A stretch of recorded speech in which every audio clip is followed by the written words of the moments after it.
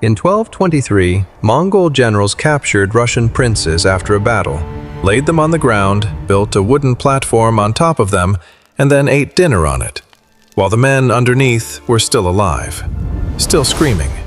That feast lasted hours, and across 9 million square miles of conquered territory, that is not even close to the worst thing on this list. Let's start with number 20, the loot ceremony. After every victory, Genghis Khan had a rule: nobody touches anything until we sort it out. Under his Yasa legal code, any soldier who grabbed loot before the official ceremony was executed. No warnings, no second chances. Generals would line everything up: gold, silk, horses, weapons, livestock. The Khan got the first pick. Then his generals. Then it trickled down to regular soldiers. Even families of warriors killed in battle got their share. Sounds almost fair, right? Here's the part they leave out. Women and children from the conquered city were lined up right alongside the gold and handed out the same way. At Zhongdu in 1215, the Mongols stripped the Jin dynasty capital so bare that fires from the destruction burned for a full month. But the loot ceremony was the polite part. What comes next is where things get dark. Here comes number 19, the victory prayer to Tengri. Every time the Mongols won, the Khan had to thank the sky. Their god Tengri lived in the heavens, and every victory was a personal gift from him. After a win, the Khan would find the highest ground, take off his hat, drape his belt around his neck, and bow 9 times. Mare's milk, called ayrag, was poured onto the earth. Sometimes this went on for days. And here is what made it dangerous. The Mongols were not just saying thank you. They believed Tengri had chosen them to rule every person on the planet. All 24 million square kilometers of their empire was proof. Fighting the Mongols was not just a military mistake. It was fighting against God himself. Genghis Khan spent 3 days alone on a mountain praying before launching his war against China in 1211. When he came down, there was zero doubt. The sky had given its blessing. And that kind of certainty makes an army unstoppable. Let's move to number 18, Walking Dead shields. This one is going to sit with you. After taking a city, the Mongols rounded up survivors, old people, farmers, women, and they marched them in front of the army toward the next target. When defenders on those walls fired arrows, they hit their own people first.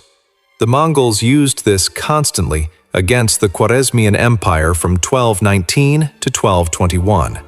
Historian Juvayni described prisoner columns stretching for miles. If you slowed down, a sword went through your back. If you ran, same thing. Picture it.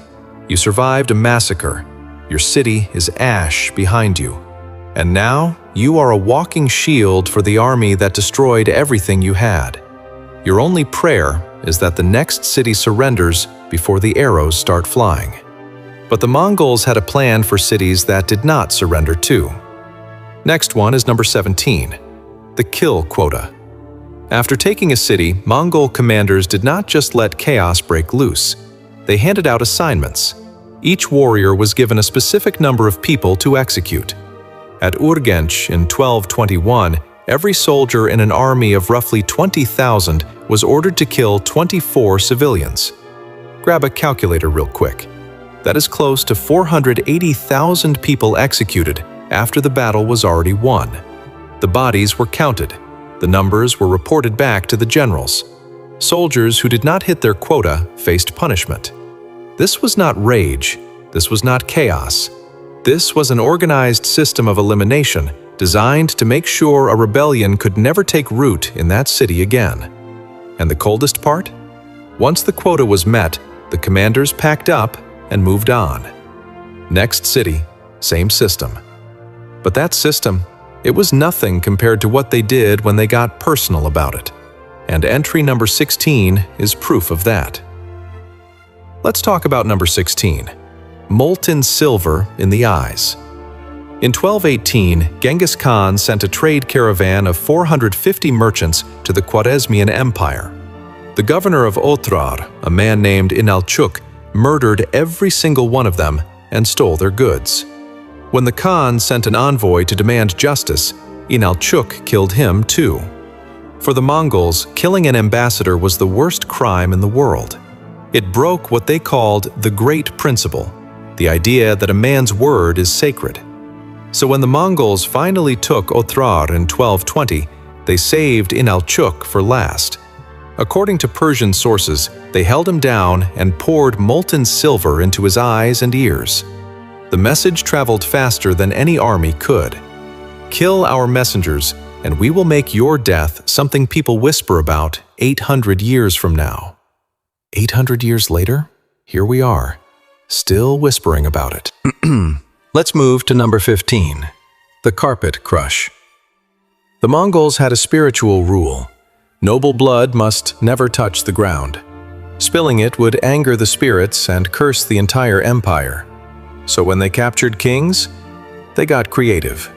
After the fall of Baghdad in 1258, Hulagu Khan had the last Abbasid caliph, al-Mustasim, rolled up inside a thick carpet. Then Mongol horses trampled over him until he was dead. Some historians say soldiers beat him through the carpet with their fists instead. Either way, the end result was the same. No blood touched the earth. The spirits stayed calm, and the highest-ranking religious leader in the Islamic world died wrapped up like a piece of furniture. The Mongols considered this the respectful way to kill a leader. Let that land for a second. This was them being polite. Now imagine what they did when they were not being polite. Entry 14 is exactly that. Here comes number 14, the victory feast on living men. Back to that moment from the Hook, the Battle of the Kalka River, 1223. Generals Subutai and Jebe had just destroyed a Russian army of 80,000 with only 20,000 Mongol riders. Several Russian princes were captured alive, including Mstislav of Kiev. The Mongols laid them face down on the ground. They stacked heavy wooden boards on top of their bodies, and then the generals sat on those boards, spread out food and drink, and threw a victory feast. The princes underneath were being crushed and suffocated in real time. Their screams mixed with the sound of clinking cups and laughter above them. The feast lasted hours. The screaming did not. And once again, no royal blood was spilled. The boards did the killing. The Mongols just ate dinner. This event was recorded by multiple historians. It actually happened. And in the Mongol world, it was not even unusual. But there is one post-victory ritual that was visible from miles away. Let's move to number 13, the skull pyramids. In 1221, a single arrow fired from the walls of Nishapur killed Genghis Khan's son-in-law, Tokchar, during the siege. When the Khan's daughter found out, she reportedly demanded the complete destruction of every living thing in the city. The Mongols delivered. Persian historian Rashid al-Din claimed more than 1 million people were killed at Nishapur, though modern estimates are lower. Either way, people, dogs, cats, horses, everything breathing was killed. Then came the ritual. Severed heads were collected and sorted. Men in one pile, women in another, children in a third. The heads were stacked into pyramids right outside the city gates. They stood there for months as a warning to every other city on the map. Later, Tamerlane perfected this tradition. After sacking Baghdad in 1401, he arranged 90,000 heads into 120 skull towers. At Isfahan in 1387, he killed 70,000 and built 35 pyramids from their skulls. If you are still here, you clearly have a strong stomach. Hit subscribe and the bell so you do not miss what comes next. Because the top 12? That is where this list goes to a completely different level. Next one is number 12, drowning cities alive. The Mongols did not just burn cities, they drowned them. After defeating the Tangut Kingdom around 1209, Mongol engineers redirected entire rivers toward fortified positions.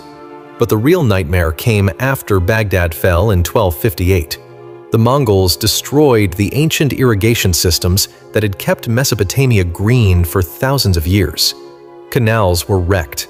Underground water channels called qanats collapsed. Without them, farmland became desert.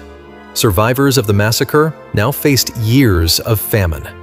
Some of those irrigation networks were not rebuilt until the 20th century. That is 700 years of agricultural damage from a single decision. When Pope Innocent IV's envoy, Giovanni di Plano Carpini, traveled through Kiev in 1246, a city that once held tens of thousands, he found fewer than 200 houses still standing. The Mongols were not just killing people, they were killing the future of entire regions. Here comes number 11, the artisan kidnapping. Not everyone died after a Mongol victory. The empire needed skilled hands. Before any massacre started, officers combed the population for engineers, blacksmiths, doctors, and weavers. These people were pulled out while their neighbors were slaughtered around them. Then they marched thousands of miles. Persian engineers shipped to China. Chinese siege builders were dragged to Persia. The skills went wherever the Khan pointed. Think about what that felt like. Your city is burning, your family is gone, and you're being dragged across a continent because you know how to forge metal. The siege weapons you build will destroy cities just like yours. Many never returned home. Let's move to number 10, the 3-day return. After sacking a city, the Mongol army would ride away. Survivors hiding in wells, basements, and sewers would crawl out thinking they had made it. 3 days later, the Mongols came back. Every person who came out of hiding was found and killed.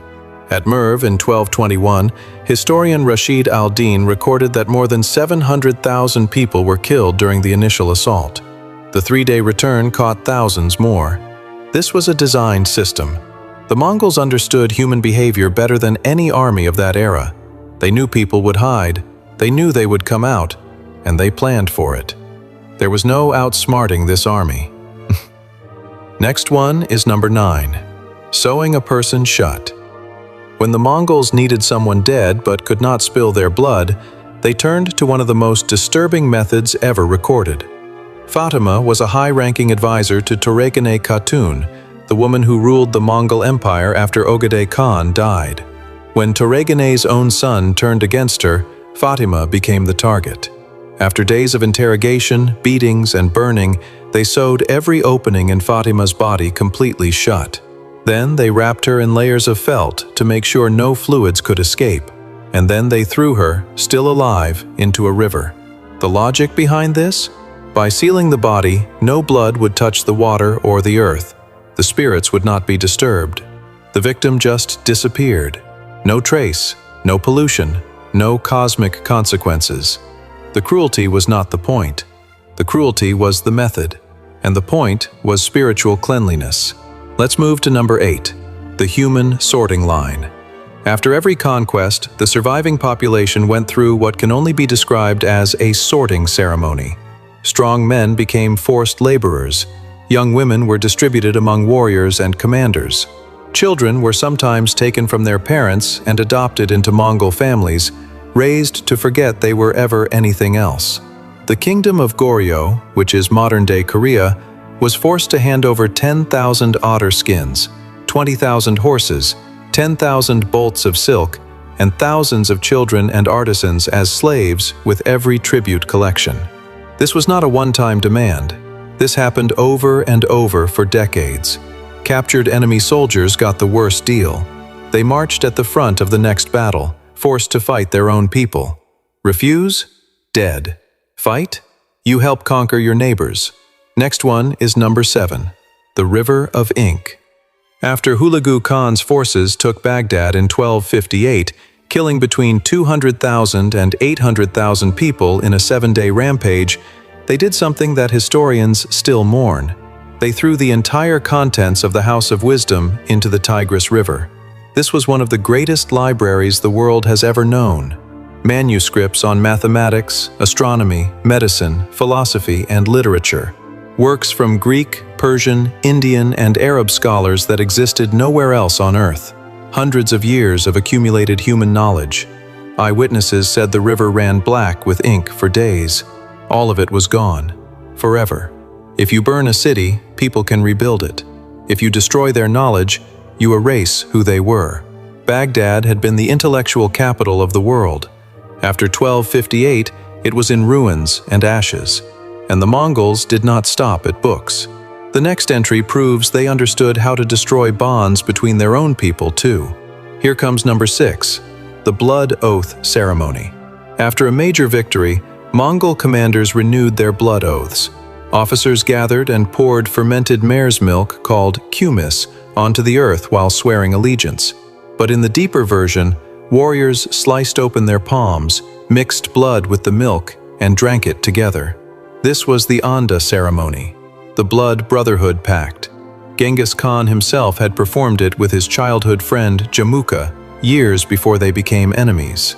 After great victories, this ritual reminded commanders of two things. Their bonds were sacred, and the price of betrayal was death. The sacred number 9 featured heavily. Oaths sworn 9 times, 9 cups offered. In Mongol belief, 9 represented the highest spiritual completeness. You swore with blood. You drank with brothers. Break that oath, and the sky itself would notice. Let's talk about number 5, catapulting plague corpses. In 1346, a Mongol army under Jani Beg was besieging the port city of Kaffa on the Black Sea. The walls were holding. The siege was going nowhere. Then the Black Plague swept through the Mongol camp. Soldiers started dying fast, so the commanders loaded plague-infected corpses onto catapults and launched them over the city walls. Rotting, diseased bodies rained down on the trapped Genoese traders inside. The plague spread instantly. Fleeing survivors carried it onto ships bound for Italy. From there, it ripped across Europe. The Black Death killed between 75 and 200 million people. Roughly 1/3 of Europe was gone. Would the plague have reached Europe eventually? Probably. But the deliberate weaponization of diseased corpses might be the single deadliest post-battle decision in all of human history. Let's move to number 4, the linchpin test. After Genghis Khan crushed the Tatar tribes who poisoned his father, he held a council. What do we do with the survivors? The answer was chilling. Every Tatar male would be stood next to the linchpin of a cartwheel, that is, roughly the height of a 3-year-old child. Anyone taller was executed on the spot. Anyone shorter was spared, enslaved, and distributed among Mongol families.